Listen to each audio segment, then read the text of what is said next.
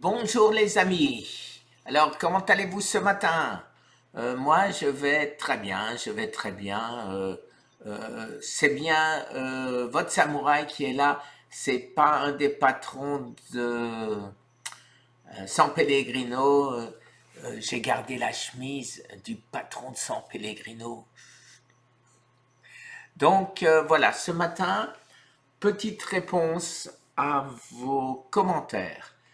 Alors d'abord, on me parle à plusieurs reprises du docteur Berg, qui est un des rares médecins, imaginez-vous, qui ne m'est pas encore répondu, malgré ou bien que, ça se dit maintenant malgré que, d'après le dictionnaire, enfin bon. Euh, qu'est-ce qu'il nous dit aujourd'hui? Il nous parle the benefit of alpha-lipoic acid. Vous savez certainement que l'alpha-lipoic acid est inclus dans ce que je prends, ce qu'on appelle le traitement métabolique du docteur Laurent Schwartz. C'est quelque chose d'intéressant. Il en parlant bien, il nous dit que c'est un antioxydant puissant, mais je vais vous mettre le lien, ce sera beaucoup plus simple. Et je vous retransmettrai peut-être la vidéo plus tard en essayant de la traduire au fur et à mesure. Alors, un autre de nos amis, Garance. Garance, je suis désolé. Je suis désolé, Garance, hein, tu ne pouvais pas écrire en plus grand, non? Ah, t'écris comme tout le monde. Alors que j'ai des milliers de commentaires et le tien, il est pareil que les autres. Pourquoi il n'est pas sorti en gros? Je devrais avoir une possibilité de les surligner. Alors voilà, il me dit, Garance, d'abord il me vante avec mes talents d'humeur. Bonjour Guy, merci pour ce billet d'humeur. Glutamate monosodique ou GMS aux USA, le E621 caché sous le terme fourre-tout arôme naturel est un neurotoxique puissant comme l'aspartame E951. Le docteur Baylock, neurochirurgien et nutritionniste américain, en parle très bien dans ses vidéos. Et je vous mettrai le lien additif alimentaire que Garance nous propose. Alors, c'est un livre qu'on trouve avec plein d'autres livres, additifs alimentaires, dangers, etc., etc. Voilà. Alors, maintenant, en ce qui me concerne, le plus important, vous savez que j'ai fait une lettre, à l'administration, l'INCA, et voilà.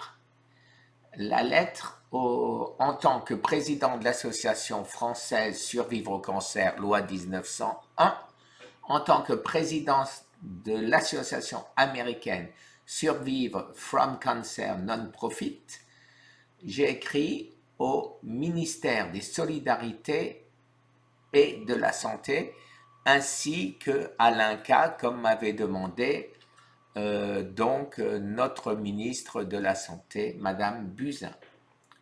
Je lui réécris donc l'aide d'introduction pour notre futur rendez-vous, ce qu'on m'avait réclamé, ce que ces deux organismes m'avaient réclamé.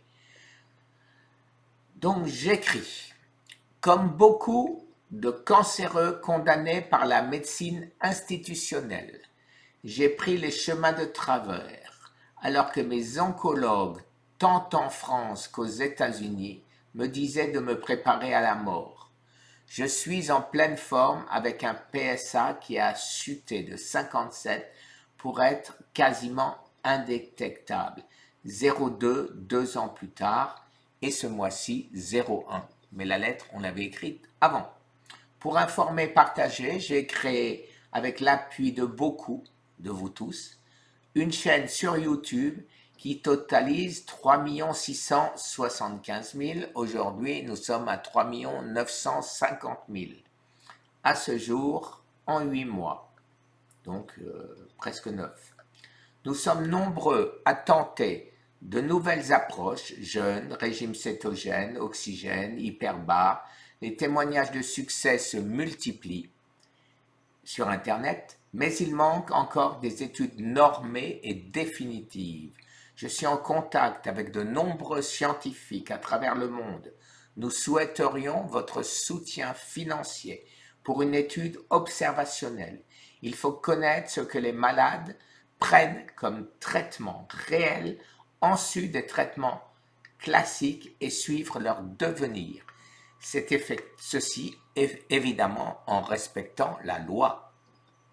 C'est pourquoi je sollicite à nouveau une d'entre vous, avec vous, entre le 24 et 26 février 2020, période où je serai à Paris. Je vous envoie mes sincères salutations, etc., etc. Voilà, donc nous sommes maintenant en début d'année, nous sommes presque en janvier et je n'ai pas mon rendez-vous et je m'inquiète. J'aimerais rappeler que tous les jours, il y a des morts et que ces morts, on pourrait certainement en éviter, on pourrait certainement les rallonger. C'est certain que hélas, pour de nombreux, ce sera trop tard. Ce sera trop tard parce que quand c'est trop tard, il n'y a plus rien à faire. Quand le corps est trop faible, quand le corps a décidé de s'auto-détruire, de se manger lui-même, comme dit donc le professeur Thomas Seyfried, le corps ne fait pas marche arrière. Donc, heureusement, je me suis pris à temps.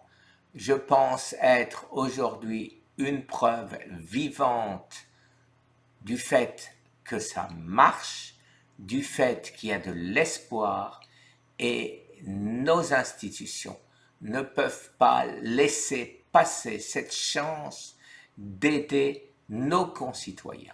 Quand je dis nos concitoyens, le même type de lettre est parti au ministère équivalent aux États-Unis et à la présidence des États-Unis.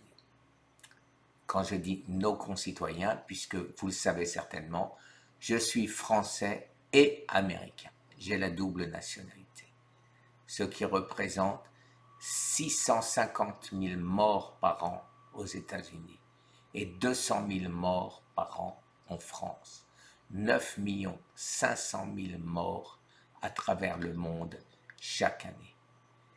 Voilà les amis, juste ce petit rappel à nos institutions avant la fin de l'année. Et j'espère que j'aurai le plaisir d'avoir maintenant très vite mon rendez-vous. Merci les amis, encore une fois, vous ne pouvez pas savoir à quel point vous m'avez aidé. Vous m'avez donné la force de me battre. Vous m'avez donné la force de continuer. Et continuez à m'aider parce que je vous assure maintenant que je crois, parce que je n'en aurai la preuve qu'en mars, que je vais mieux, eh bien, c'est encore plus dur de ne pas céder. Je grossis parce que je n'arrive plus, j'ai plus la volonté que j'ai eue pendant 1 an. Et maintenant que l'échéance, quand je dis échéance, ne prenez pas ça mal, l'échéance de savoir, l'échéance de connaître ma situation réelle par le scanner et la scintigraphie avance, ce sera à peu près dans 2 mois et demi. Et bien ces 2 mois et demi, il faut absolument que je fasse le forcing.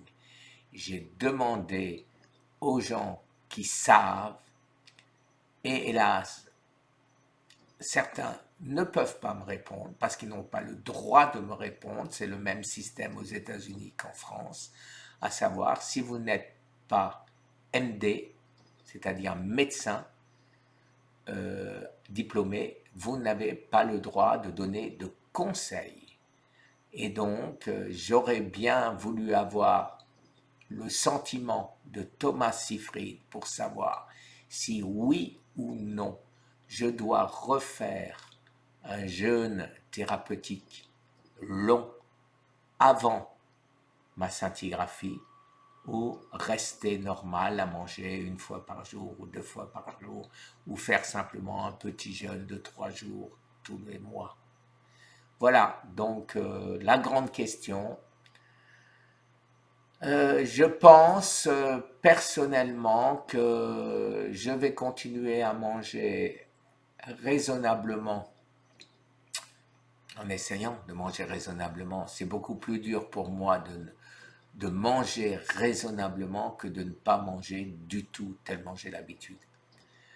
Alors, je pense que je vais essayer encore peut-être une quinzaine de jours de manger raisonnablement. Et après, je vais me lancer à nouveau dans un jeûne sec. Ce sera beaucoup plus difficile parce que je serai en France, le pays, notre pays de la gastronomie. Merci les amis, encore une fois, une excellente et merveilleuse année et j'espère que tous vos souhaits vous seront réalisés, ainsi que tous les miens, ainsi que tous ceux des malades qui ne le seront plus. Au revoir les amis.